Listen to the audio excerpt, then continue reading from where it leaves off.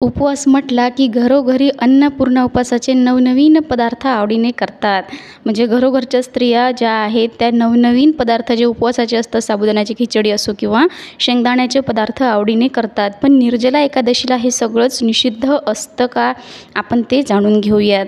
वर्षभरात एकूण 24 एकादशी येतात, पण असे म्हणतात की निर्जला एकादशी केली तर उर्वरित 23 एकादशी केल्या नाही तरी त्या 23 एकादशीचे पुण्य या एकाच एकादशीला लाभते.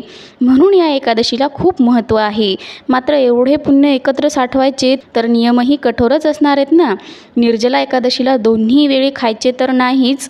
प्रत्येक एकादशीला दोन्ही वेळी जेवण करायचे नसते, तर प्रत्येक एकादशीला काय करतात, साबुदाण्याची खिचडी किंवा उपवासाचे जे पदार्थ आहेत ते खातात.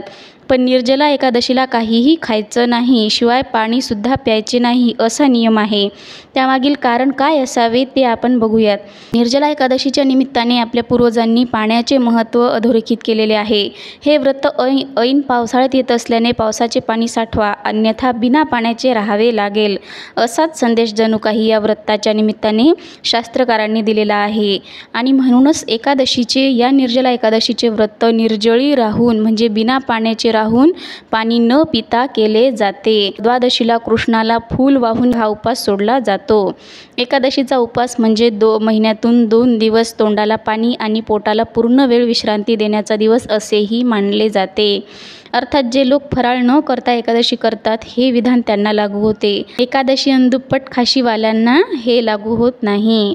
पण जास्तीत जास्त लोक फराळाचं करूनच एकादशीचं किंवा कुठलंही व्रत करतात.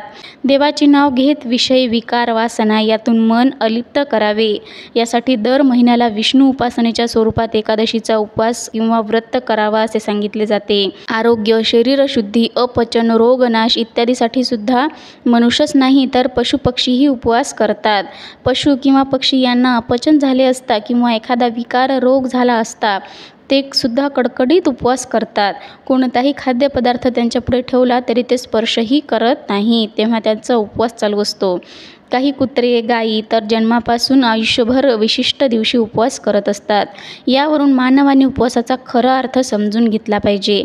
अतिरिक्त आणि अनावश्यक अन्नसेवनाच्या संदर्भाने वैदिक धर्मास उपवास, लंघन, अल्पाहार, लघुहार, दुग्धाहार, फलाहार इत्यादी कल्याणकारक योजना सांगितलेल्या आहेत. उपवासाच्या दिवशी तुम्ही काही उपवासाचे पदार्थ आहेत जे दुधाचे पदार्थ आहेत किंवा फळं आहेत ते खाऊ शकता.